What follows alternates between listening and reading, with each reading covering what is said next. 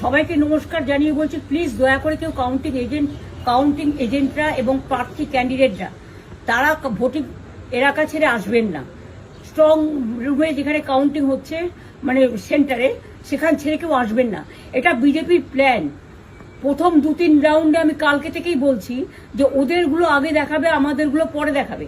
এবং অনেক জায়গায় 2-3 রাউন্ড কাউন্টিং করার পরে প্রায় 100টা জায়গায় কাউন্টিং বন্ধ করে রেখে দিয়েছে। এবং কল্যাণীতে ধরা পড়েছে 7টা মেশিন, যেখানে কোনো মিল নেই।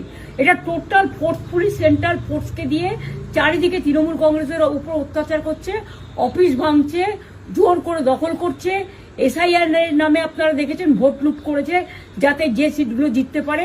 কিন্তু এখনো এমন 70টা সিট আছে, 100টা সিট আছে যেগুলো আমরা এগিয়ে আছি, সেগুলো বলছে না। টোটালটাই মিথ্যে নিউজ খাওয়াচ্ছে। আগে ডিআইসিও এই খবরগুলো দিত, কিন্তু তাকে কালকে চেঞ্জ করে দেওয়া হয়েছে। টোটালটাই ইলেকশন কমিশন নিজের ইচ্ছে মতো খেলছে, এবং সাথে কেন্দ্রীয় বাহিনীকে নিয়ে।